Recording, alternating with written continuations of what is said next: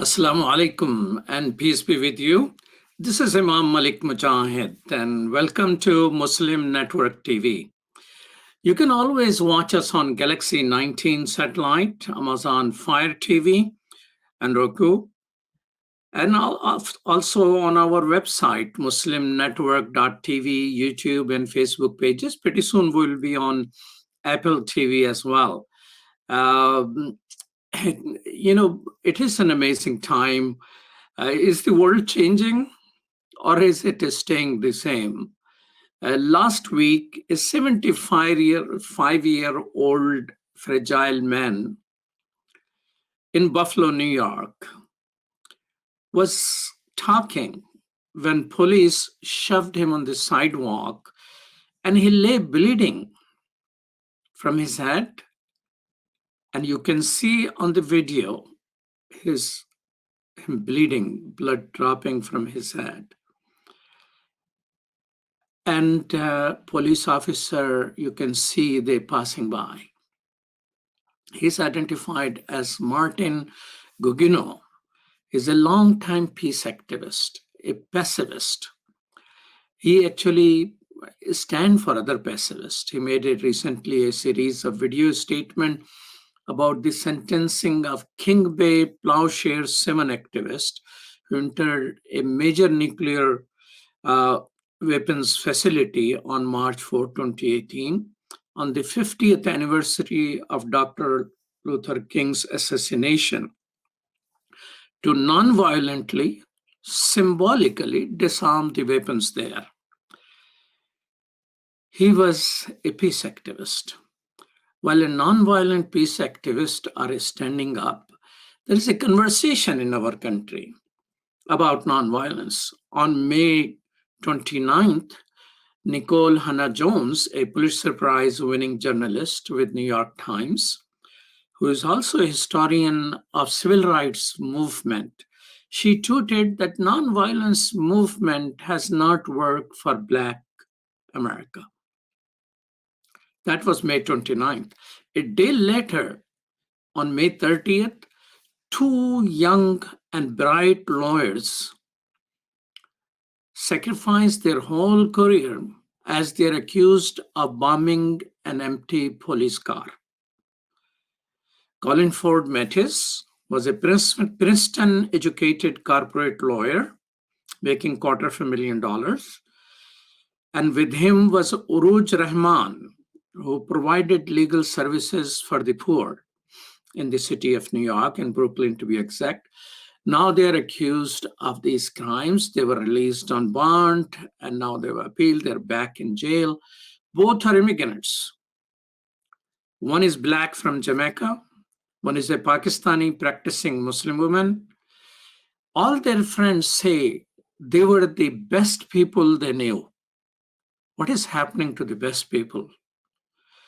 I was recently interviewing on Muslim Network TV another bright achiever of the Asian heritage, probably Korean heritage.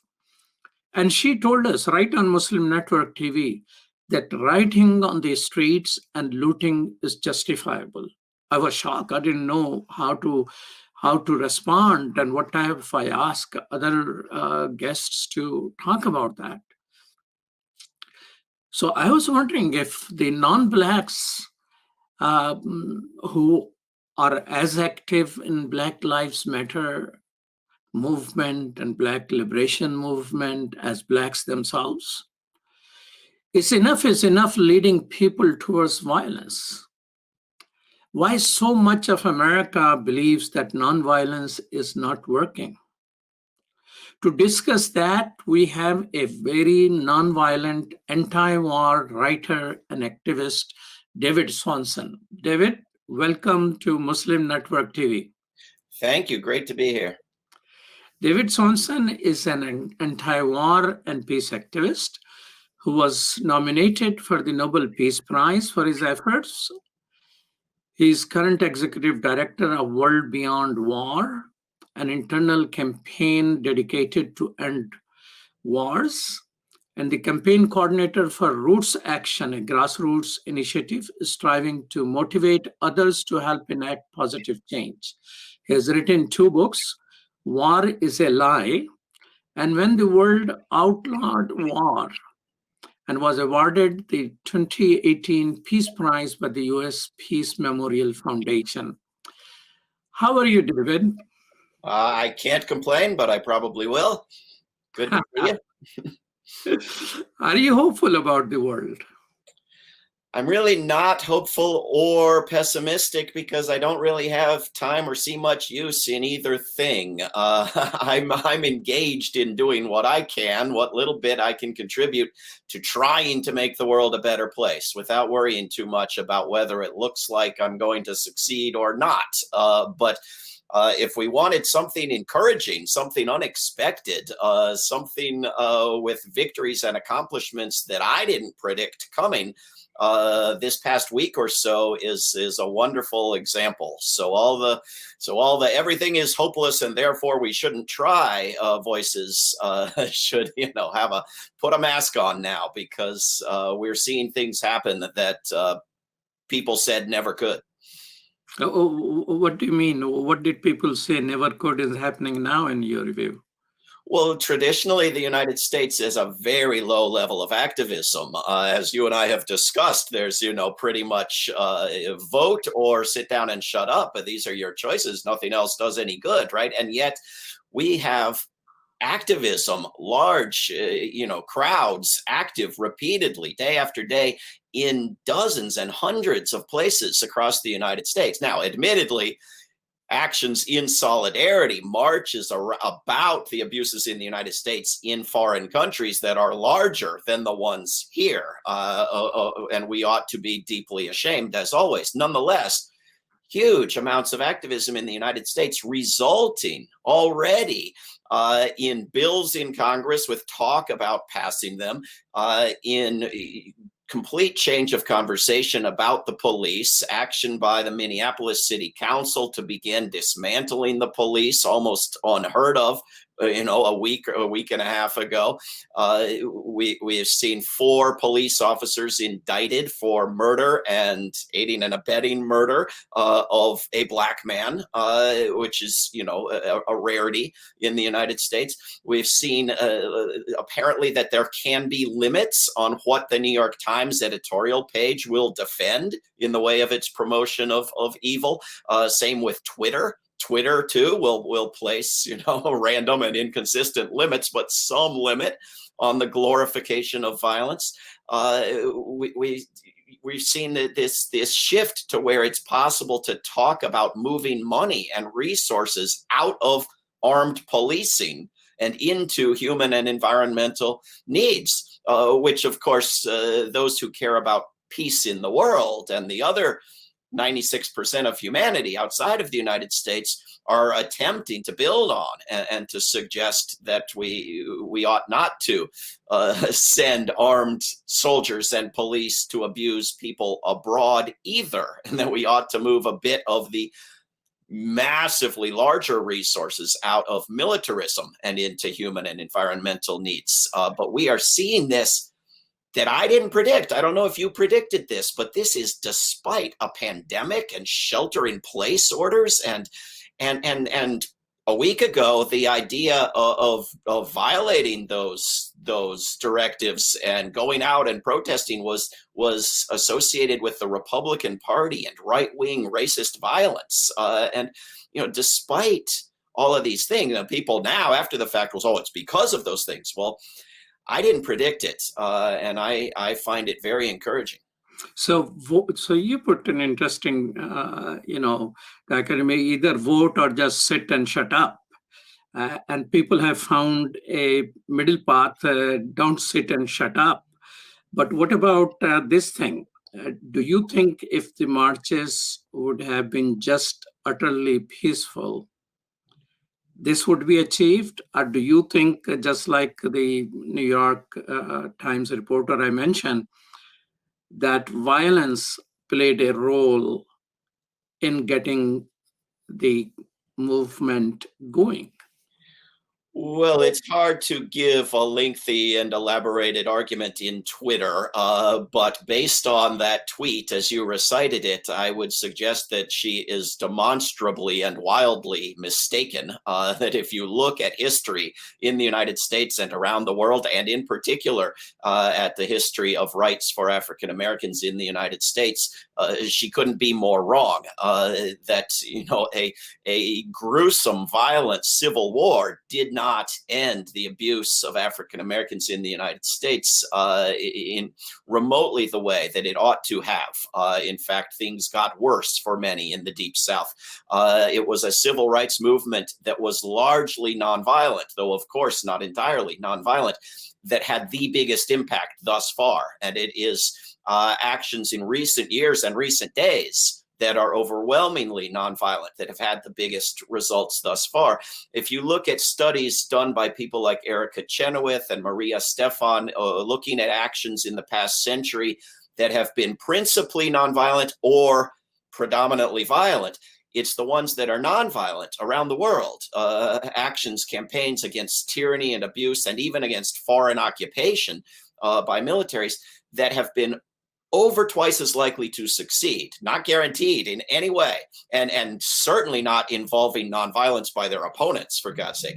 But would you say that, David, that it is not just movement is peaceful, which we are seeing around us, and there is a historical evidence, and you gave the mother of the evidence comparing civil war with the civil rights movement. And what brought more results, although one can argue that end of slavery may not have been accomplished without a civil war, but that's a longer discussion. But right now, the violence, it was a peaceful demonstrations, which was met by police violence, which then probably resulted in some of the counter violence. Do you see it that way? Of course I do. And remember, I'll just give you one sentence on this, that most of the world ended slavery or serfdom without bloody civil wars. I think what's remarkable in the past week is the extent to which the major U.S. corporate media have accepted what many of us have been trying to persuade them of for years and years, and that is the extent to which the police and the National Guard and the military instigate the violence, provoke the violence, use undercover individuals to start the violence, and violently attack nonviolent demonstrators and then blame them for it. And I think no two actions are alike. No two movements are identical. It matters what the issue is, what the evidence is. And I think videos are incredibly powerful things, so that when you have a video of the police murdering a black man, it becomes much more difficult. You'll still hear it, but it becomes much more difficult for people to lie about what happened. And it becomes more difficult to make the news story be about the broken windows or the blown up car or the burned police station, because everybody knows darn well what the story is about. They've seen the video. And so there have been millions of nonviolent movements that have been assisted by a little bit of violence. And there have been millions of violent movements, that have been assisted by nonviolence. But the point is that overwhelmingly, a movement needs to be predominantly nonviolent and committed to nonviolence if it's going to bring in lots and lots of people. And movements that bring in lots and lots of people tend to win. And we have seen and to probably last longer in their positioning there, in their victory can last longer if it is a nonviolent, engaging more people, meaning more people are accepting it, as compared to if it is brought up through violence, you control it, and the masses are not with it. That's absolutely right. The evidence from Erica Chenoweth and other studies not only shows that nonviolence is more likely to succeed, and this means nonviolence by you for peace and justice. Of course, there's likely to be violence against you from your opponents. Not only more likely to succeed, but those successes are dramatically longer lasting, almost always, for obvious reasons. You have the people with you in the success. They're with you after the success. There's not the bitter demand for revenge and vengeance and switching back control of the state or the nation that there is with violence. So the bitterness coming out of the U.S. Civil War hasn't ended yet. It's part of what we're dealing with today. So we're talking with David Swenson, a partner in the peace and justice and anti-war movement, and you're watching Muslim Network TV. We're on Galaxy 19 satellite, Amazon Fire TV, Roku, and on our website, Muslim Network TV. We'll be right back after these messages.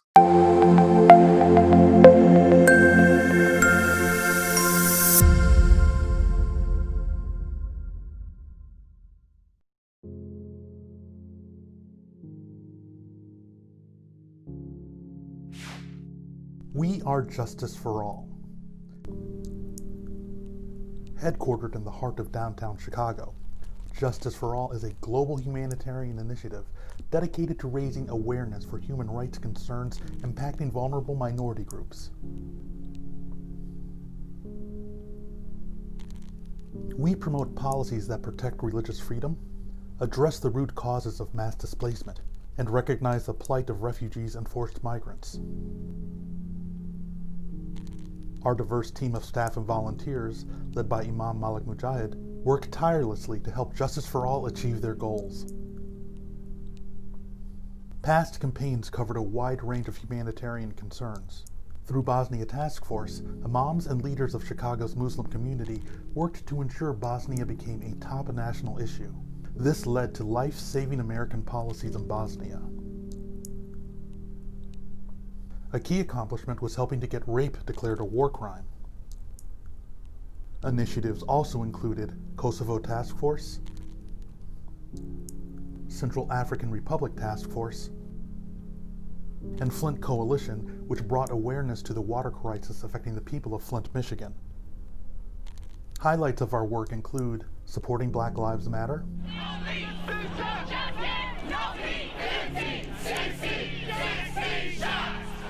Parliament of the World Religions, addressing climate change.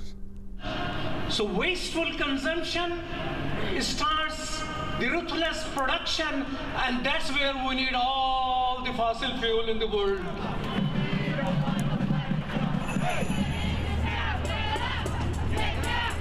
And prominent media exposure.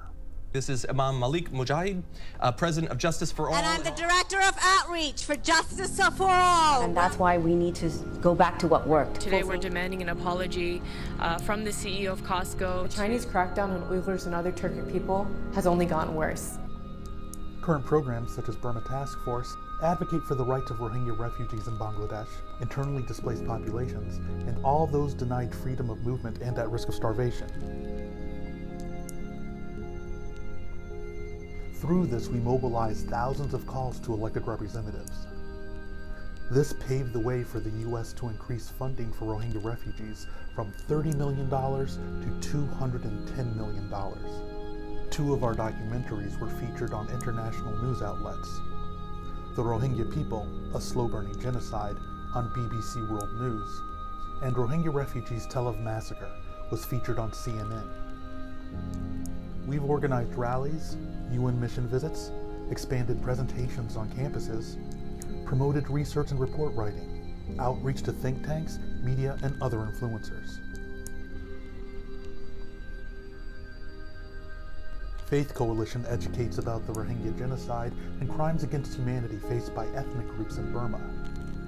We've traveled to refugee camps, convened a meeting of Karen, Kachin, and Rohingya leaders, both to encourage cooperation and to guide them in congressional outreach.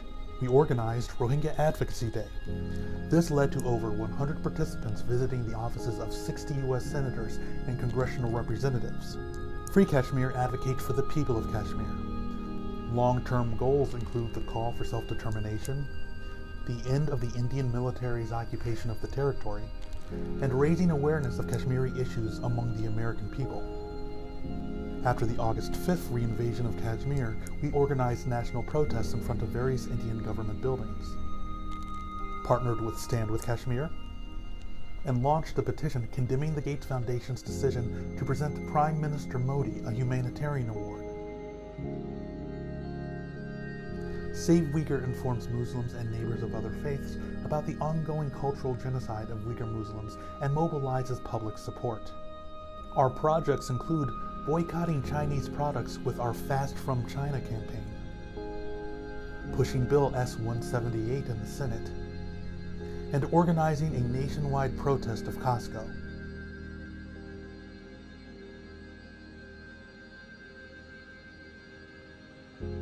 Together, we can continue to stand up for justice. Justice for all.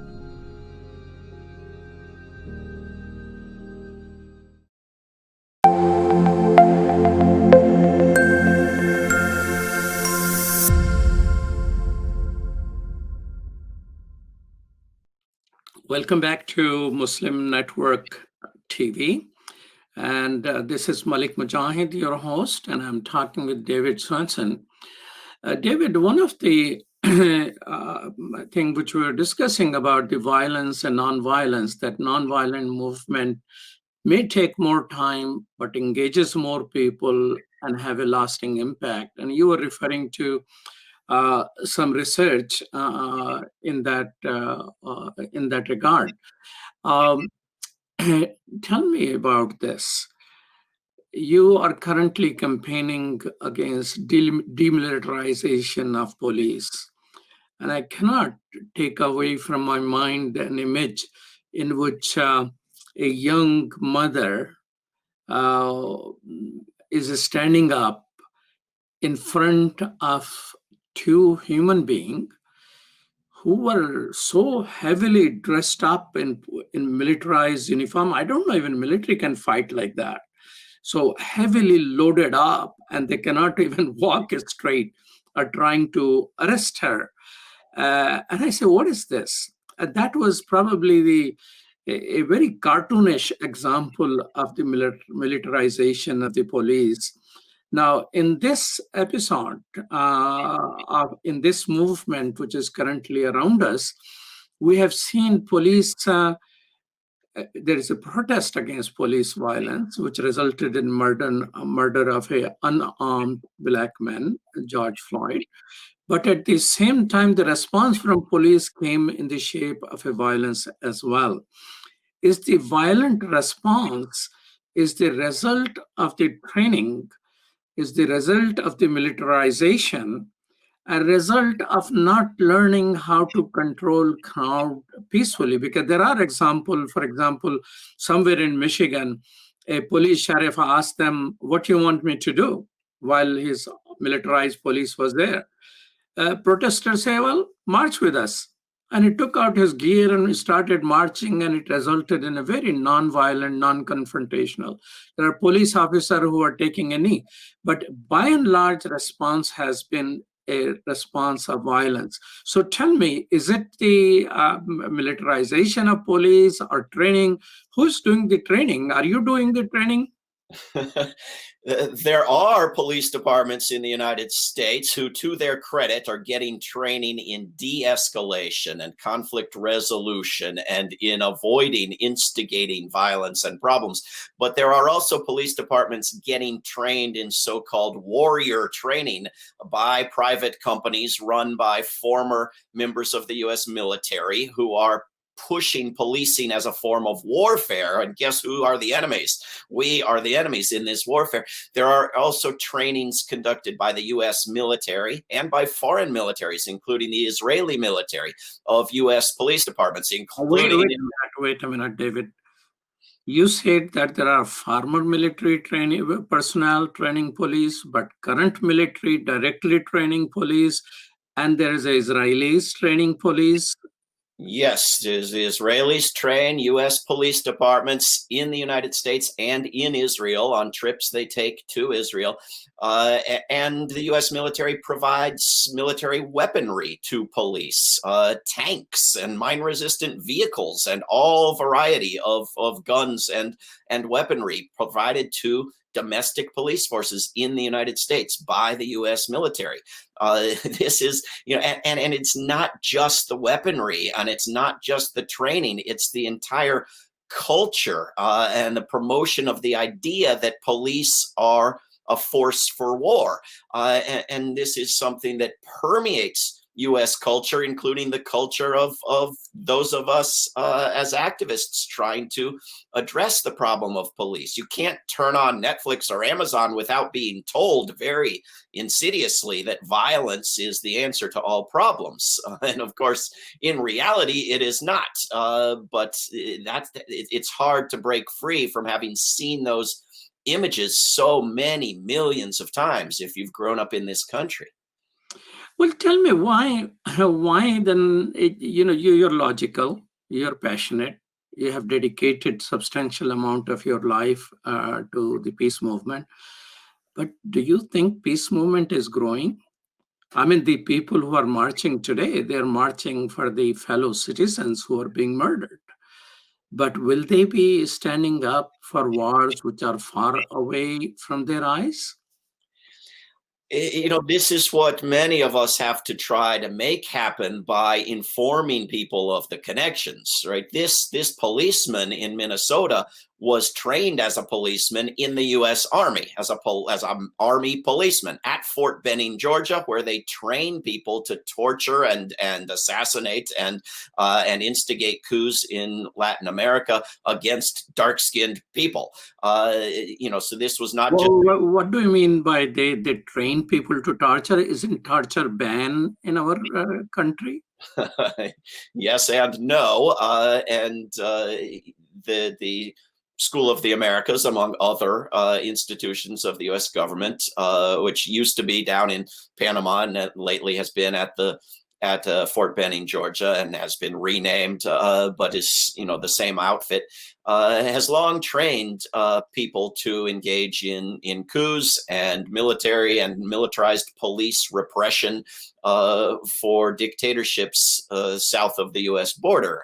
And this happens to be where this police officer learned to be a policeman, as well as in Germany for the U.S. Army. And so it's not just that he had 18 complaints against him that went unaddressed, and he had another job as a security guard where they said he liked to pepper spray the people whenever the crowd was African American. But he and many U.S. police officers are veterans of U.S. military and U.S. wars, and as are many civilians in the United States. Very disproportionately, mass shooters in the United States are veterans of U.S. wars, which still tiny percentage of U.S. veterans, right? Almost every veteran is not a mass shooter, but very disproportionately those who are mass shooters are veterans. So there are these many ways, and this has been documented historically that during and after major wars, you have this uptick in racism and racist violence in the United States, which is not surprising, given the racist indoctrination and the violence and the training in the military. So tell us, David, that if you method that you have written about something called Jakarta method, and you're saying that the U.S. military in Vietnam in the war was not successful. It was defeated after more than about 4 million people died, probably mostly Vietnamese, and a large number of US troops. But the Jakarta method is more successful, in which nobody from the US dies. And so America doesn't pay attention to. So what is that Jakarta method?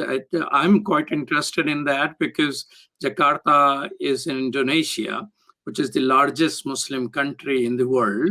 And if Jakarta method is a method which is America, it seems you're implying in your article that America invented that method. So let's tell us, what is Jakarta method? Yeah, it is really an extreme example of the fact that US media only pays attention to US deaths, and disproportionately to US deaths during wars where there are any. The thing that I wrote was a review of a book that's just come out called The Jakarta Method by a reporter named Vincent Bevins, who's been a US reporter for the Washington Post and various other publications, who's put together this book that, and part of the point that he makes in the introduction and elsewhere is that there is so little understanding of what Indonesia is in the United States, that this is one of the largest countries on earth, the largest Muslim country on earth, as you just said, and it had the largest communist party on earth outside of the Soviet Union or China, so the third largest. And in 1965, back at the time of the war on Vietnam and other violence around the world, it had a president named Sukarno, who was really perhaps the top leader of what was becoming called, in a positive sense, the third world and the non-aligned nations, the nations of the world that were not going along with the choice being mandated to them that they needed to support either the Soviet Union or the United States. They wanted to go their own way. And this was absolutely unacceptable to the United States. Non-alignment movement, I remember in 1952, has a major conference in Bandung. It was coming up as though people who are non-aligned and not involved in the wars and are staying away from it. It was a major movement, and none of that exists now, unfortunately. So that was the situation in which you say this method came about?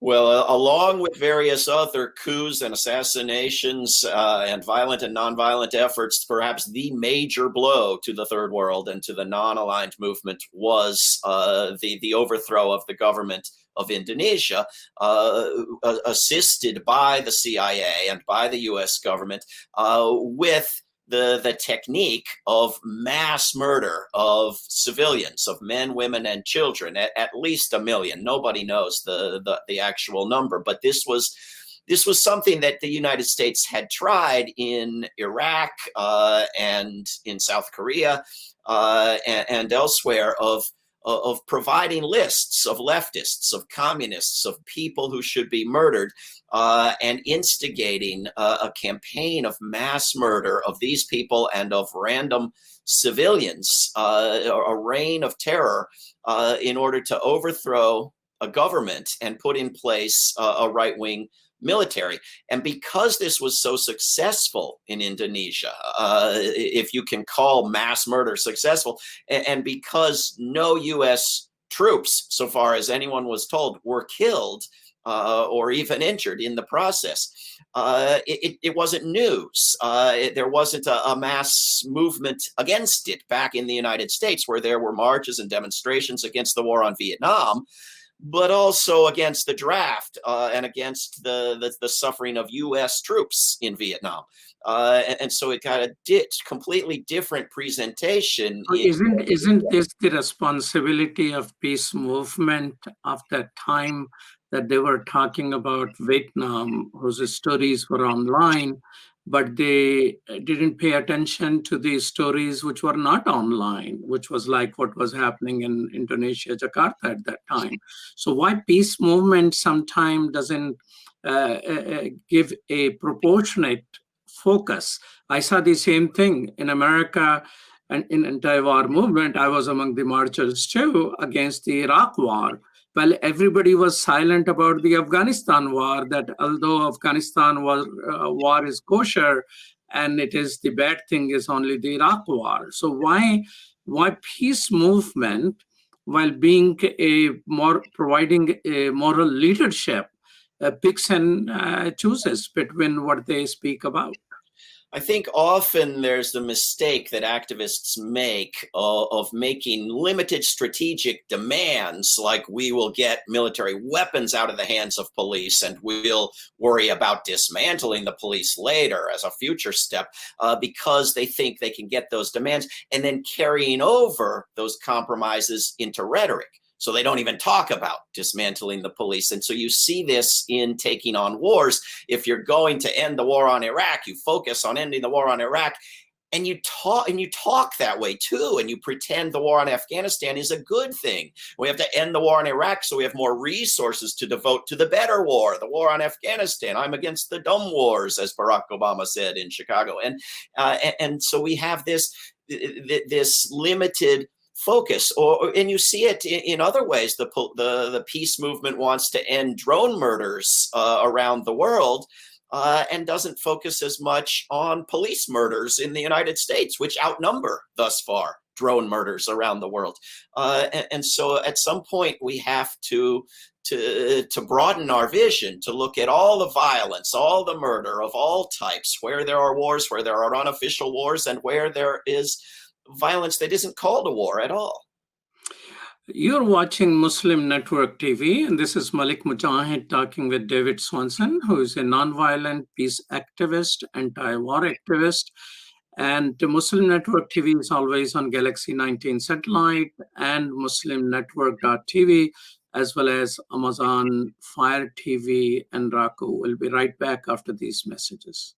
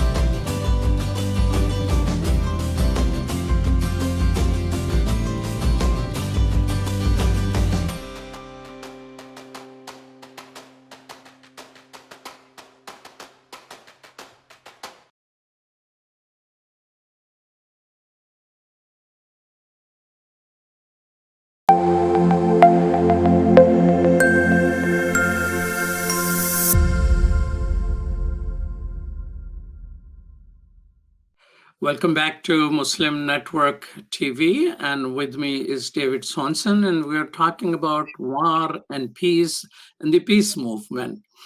So we were talking about the peace movement, David, that sometime we go for a immediate benefit or certain thing or whatever is on TV, we adopt that as a strategy to pursue, and other bigger issues are left on the side. So let's talk about the peace movement. I mean, are you seeing it as strengthening or weakening? Certainly both in different ways. And I have shown no particular skill at predicting the future, but I think there are openings that we're seeing now for strengthening it. When the US is bringing perhaps a quarter of its troops out of Germany, we can say, yes, why not more? And why not other countries as well? When we're seeing war rehearsals, so-called war games being canceled and scaled back, and we can ask, why not further, and why resume them again? Did anything bad happen when the United States stopped flying planes over South Korea, threatening North Korea? Why resume it if nothing bad happened from canceling it? We're seeing questions in public discourse and corporate media outlets about funding resources and priorities in a way that we've never seen before. And a lot of it is about domestic police versus human and environmental needs. Why can't we broaden that to include the US military and human and environmental needs? And we're starting to see that even from some Congress members and some corporate media outlets. So there are these possibilities for addressing the budget. And so are you willing to give credit to President Trump for getting 25% of military out from Germany and doing a peace talk and signing some accord to withdraw from Afghanistan? I will give Trump credit for anything good he does, and occasionally there is something good he does. Often it's for a bizarrely misguided reason, but it's nonetheless the right thing to do. I also will give credit to the German government and the people of Germany in this regard. There's been a big effort to get U.S. nuclear weapons out of Germany. Little known fact for people in the United States illegally keeps its nuclear weapons in a number of other countries, including Germany. The United States would like to stay in Germany and to pacify the growing anger and resentment among Germans.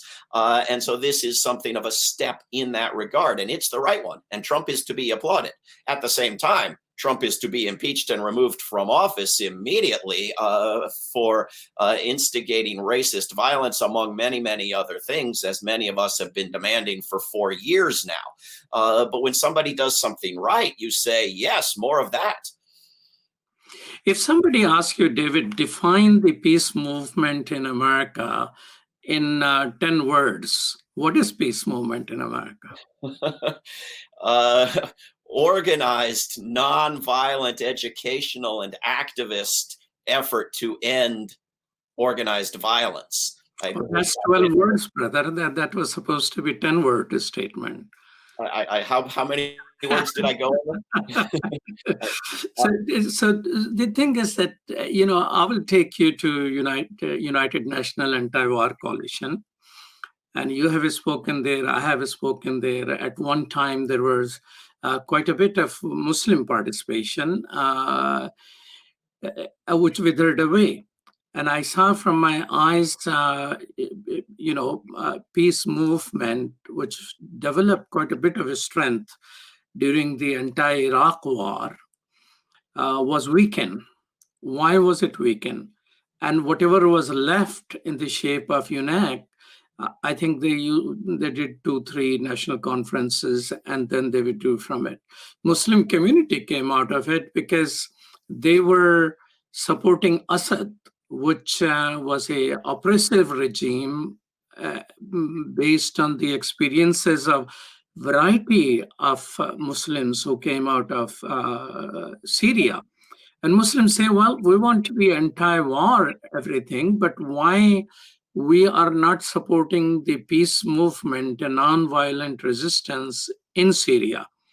So are the ideological control by those who ideologically are against America and more in love with a communist or a utopian anarchist model hurts the peace movement in becoming stronger in terms of organizing and gaining more people? I think the biggest weakness has been partisanship, identification with the Democratic Party over the peace movement. And when the Democratic Party doesn't care about peace anymore, neither do you. That's a danger with the current activism. Does it become too partisan and then evaporate because Joe Biden's in the White House? I think it's a problem of corporate media attention span. The corporate media very much built up the Occupy movement and then shut it down. And it has the power to turn around and shut down the current movement unless we resist that. But I think it's also simplistic ideological thinking, so that if you say one word against Assad, you are a U.S. imperialist. And if you say one word against U.S. imperialism, you are an Assad lover. And so it's impossible to be both against U.S. imperialism and against injustices committed by the Syrian government. And that's just simplistic stupidity, but it's so widespread. I don't think any issue has been more divisive in the U.S. peace movement in the past 10 years than Syria. It's just absolutely incredible, the simplistic thinking from two different sides. I saw from my own eyes. I mean, I trained people in nonviolent peace movement, anti-war movement, city after city, gain momentum. And I thought we are participating overall, but that became a sort of a defining thing, which people didn't make a big statement, but they started sort of withering away from the peace movement. If you have the charge of the peace movement, David, I mean, we have young people active in the climate change movement. You know that. We have young people making tremendous sacrifices right now. I mean, Chicago have 2,000 young people in prison, arrested for protest and curfew violation and resisting arrest. Anybody who's trying to get themselves safe is resisting arrest in some time. These are all people who have right causes. If we had a women march, wow, it was a tremendous thing in our history. So we have this women march, and we have the climate change marches, and we have Black Lives Matter movement. They're all in different silos, but a lot of young people have similar positioning. Same thing against the anti-gun, which rises up and goes down anytime there is another mass shooting. What role people like you, who are consistently nonviolent organizers, can bring to develop synergies between these movements, that it remains a movement instead of an organization? Because when it's an organization, then there is an issue after that saying a word against Syria, against the Assad regime, makes you supporter of the regime. And I had such a difficulty, couple of Nobel Peace Laureates who are dear friends of mine, who have done tremendous work, and they really deserve much more than a Nobel Peace Prize. They wanted me to go with them as a peace movement group to Syria, and it was very clear to me that was orchestrated by Assad regime and all that. I mean, I risk my friendship trying to avoid that.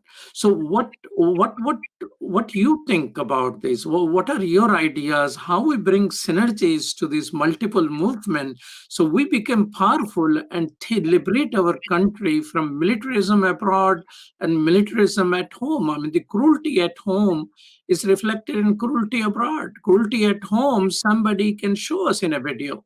Cruelty abroad, nobody even shows us. I think that's absolutely right. And so we have to try to show it. And I think you probably would have agreed with 3/4 of what those people said when they went to Syria, and just strongly disagreed with the other quarter. And so we have to try to be understanding and explain where we do have agreements. And remember that there is more coordination and collaboration and overall activism than the corporate media usually likes to tell you. And so when we have these isolated movements, like we have these high school kids who want the guns out of high schools, but want to keep the U.S. Army and its trainings and its guns in the high schools, and want to keep the guns in the police force and keep the guns in the military, we have to say, no, look, we want to work with you, but you have to expand your vision a little bit. We have big environmental groups that, the environment is good for the flag and good for the military and so forth. We have to talk to them about that. And so what World Beyond War as an anti-war group is trying to do is to avoid going after a single war or a single weapon and then cheering for all the bad things on the side as if that somehow strategically helps us. And instead going after the whole institution of war specifically as one of the worst things for the natural environment, which makes us a good partner for environmental groups, and one of the worst things for encouraging racism and bigotry and xenophobia, which makes us good allies with anti-racist movements, and one of the biggest wasters of funding and resources, which makes us allies for anybody who wants funding for good, decent things, and a force that militarizes local police and promotes racist attitudes among local police, which makes us good allies of Black Lives Matter. And Black Lives Matter, for example, is one example of a movement that's focused on something other than war and peace, but works together very well and collaborates and makes statements absolutely dead on in opposition to imperialism and war. So that there are alliances that are possible, and we just have to keep working at them. Wow, you just presented, David, an extraordinary agenda of a conversation between these activists. Is there anybody facilitating these conversations?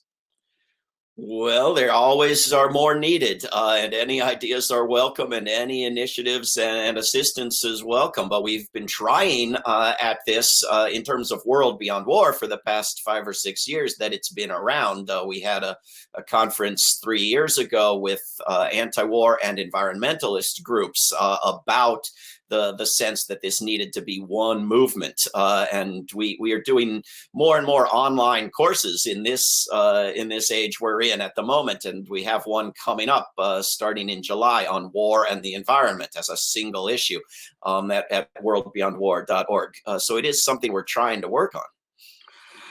And are you hopeful that there are leaders within these silos, women march people and the climate change folks?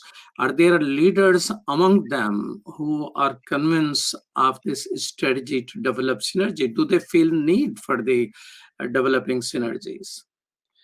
There are, very much, to various degrees. There are groups like Poor People's Campaign that are eager to work with the anti-war movement to some extent. I think it should be more. There are groups working against racist and police violence that are eager to work against that globally, not just locally. But there is much, much more needed. Although, again, as always, there is more happening than you're likely to hear about. We need to make it much bigger than it's become thus far. You touched a couple of times on Democratic Party. Vote, just sit there, shut up, or vote. And now these people are marching. You know what? I mean, I'm for voting. I'm going to vote most likely in the elections and for a change. Is there ideological reasoning in the anti-war and peace movement to be skeptic of politicians who are unable to deliver on their demands? Well, groups that I work for, like World Beyond War, take no position on candidates they legally cannot because of tax reasons. I take positions on candidates and on elections, and I'm not against them. I think the United States ought to have an election someday that's verifiable and open and transparent and involves candidates people actually care about. I think, there are tricks like ranked choice voting that have been somewhat successful in places like Maine that ought to be tried nationally. And there are major reforms, including getting the money and corruption out and decent media coverage and public airtime that's fair and equal and so forth, that would create better elections in the United States. But my goodness, when your choice is an open fascist like Donald Trump, or perhaps the worst member of the Democratic Party that could have been pulled out of Washington, D.C., the guy who created the crime bill, who was the leading proponent of the destruction of Iraq and every war in recent years, whose idea for better policing at the moment is that the police should shoot people in the legs instead of the heart. But those are your two choices. If you can't wake up to at least the possibility that the strategic thing to do is to withhold your vote until there's someone decent to give it to, then I don't know what it's going to take, because going with the lesser evil while both of them get more evil each time has not thus far put us on a curve upward toward any sort of progress. There are more congressional candidates I like at the moment than in past years. What about voting for a lesser evil while keeping up with the protest and the demonstration and ensuring that they listen to what you are asking for? In theory, that sounds perfect and wise and strategic. In practice, the primary reason I object to lesser evil voting is not the vote. It's what it does to the person who casts the vote, because people who cast votes for lesser evil candidates tend overwhelmingly, there are exceptions, thank goodness, tend overwhelmingly to become loyalists and supporters of a party and of that candidate, and to cease criticizing them and cease making demands of them, and instead support them against the greater evil and become cheerleaders for their team. That's the main objection I have to lesser evil voting, is lesser evil thinking. Without that, there would be much less to object to. So if people keep up with the protest, keep up with the demand, and while supporting still remain critical, then this is something which you can live with. Right. And to the extent that people can do that, I have less objection. There is obviously an extent to which people cannot do that. You cannot go and knock on doors for Joe Biden with your poster denouncing the horrors committed by Joe Biden. It doesn't work, and they won't let you do it, right? So, but to the extent that you can remain independent and free thinking and free acting while lesser evil voting and lesser evil candidate promoting, so much the better. Well, thank you so much, David. David Swanson. It is always an experience of learning, thinking when I talk to you. I think we should do it more often. That sounds wonderful. Thank you. Keep up the great work. David Swanson is an anti-war activist who have been nominated for Nobel Peace Prize. And thank you so much, David Swanson. And you have been watching Muslim Network TV, and this is Imam Malik Mujahid. We are on Galaxy 19 satellite, as well as on muslimnetwork.tv. We are also on Amazon Fire TV, Roku, on our YouTube pages and Facebook pages. And we are also on Apple. We will be pretty soon on Apple TV as well. And I would like to thank our producer today, first show by producer Zahra Nadeem, and our great intern Sumaya Heather, and our supervising producer Connor Mays. Thank you so much. Peace.